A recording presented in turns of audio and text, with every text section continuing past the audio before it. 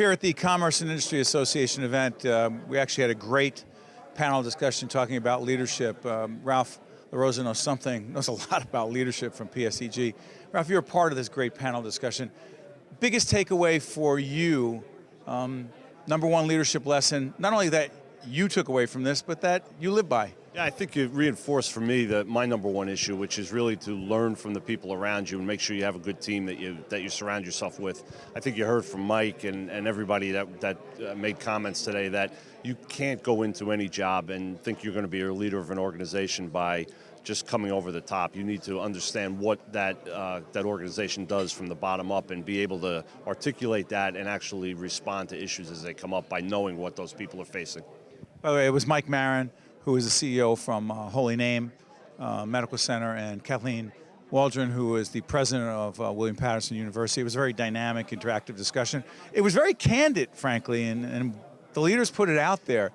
We talked about one of the areas that came up that was fascinating, that I know our audience will appreciate, was about really the question of being hands-on, micromanaging. You're actually in the discussion, and you had information coming into you about things going on with crews all over the state. How is it that leaders can be engaged without micromanaging? Because you got to be involved. Yeah, you know, if you're really going to get a lot of work done in any industry, you really have to let your people rise and take control of activities. And so we're facing that right now as we're continuing to expand our gas infrastructure replacement program. So we've got crews working all over the state, and yet they have to be empowered to deal with their local communities, the local customers, but we need to know what's going on because with social media these days, with Twitter and Facebook and everything else that's out there, we're getting information back about the behaviors of our crews and the way they're interacting. And so we need to be up to speed with what's happening to give them the right guidance and oversight, but we can't be micromanaging their individual activities on a day-to-day basis. So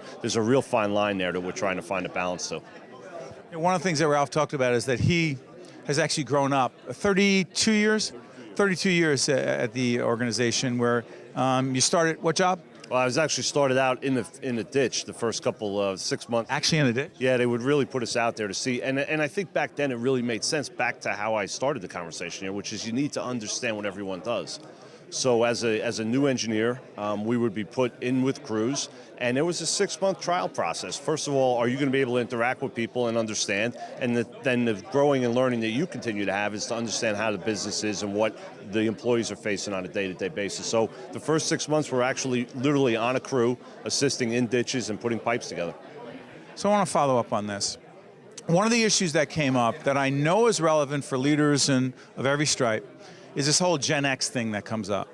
So one of the people in the audience here at the Commerce and Industry Association said, you know, it's challenging with younger people, the stereotype some have, they're not as motivated, Ralph. They're not as interested in working as hard as, let's say, our generation. You buy it?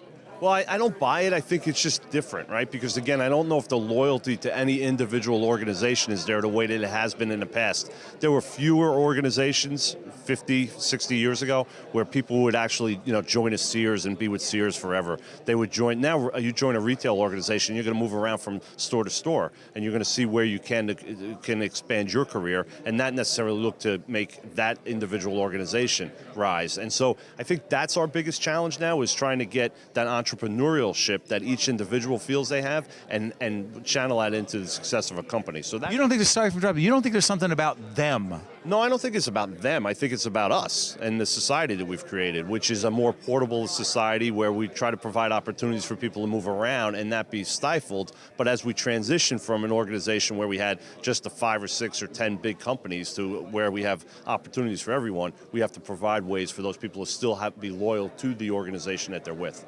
Ralph, you talked about technology.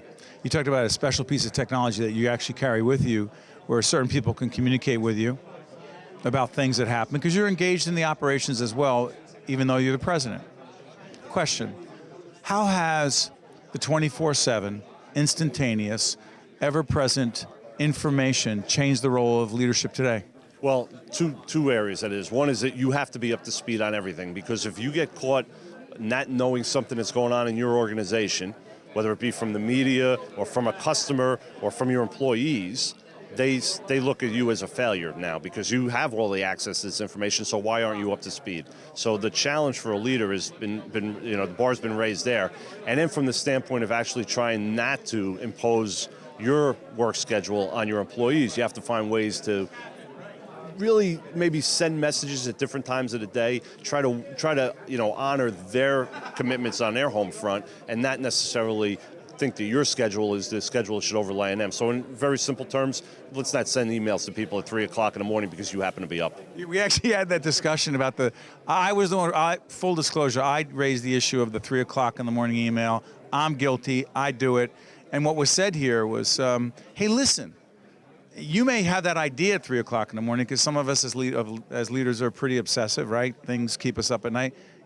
But you don't necessarily have to send it, and there are ways to hold back, and you have had to work on that. I have failed in that regard. Yeah, well, we'll have an intervention on behalf of your staff. But, I mean, really what you try to do is, whether you save it in your drafts folder or you wind up connecting to your corporate network at a different time, honor the folks and respect their space that they need so that you're not imposing your time frame on them. Last question. I know it's a big philosophical question. Those of us who teach leadership, write about leadership, think about leadership a lot, comes up. Leaders born or leaders grow into becoming great leaders? Yeah, I feel strongly that you grow into being a great leader, and that's provided based upon a number of different factors. One is who you grow up to be as a person, but also the opportunities that you and the challenges that you face in your career. And as you start to manage those opportunities and those challenges, you start to grow as an individual and as a person.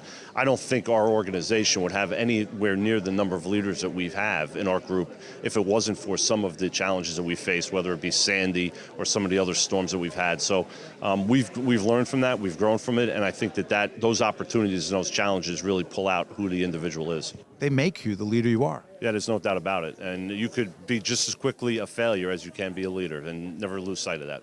Thank you, Ralph. Thanks, Steve. The preceding program has been a production of the Caucus Educational Corporation, celebrating over 25 years of broadcast excellence. Funding for this edition of Caucus New Jersey has been provided by Felician University, Horizon Blue Cross Blue Shield of New Jersey, the law firm of GIBBONS, P.C., New Jersey Sharing Network, the New Jersey Office of the Insurance Fraud Prosecutor, the North Ward Center, and by the Russell Berry Foundation. Transportation provided by Airbrook Limousine, serving the metropolitan New York, New Jersey area. Caucus New Jersey has been produced in partnership with TriStar Studios.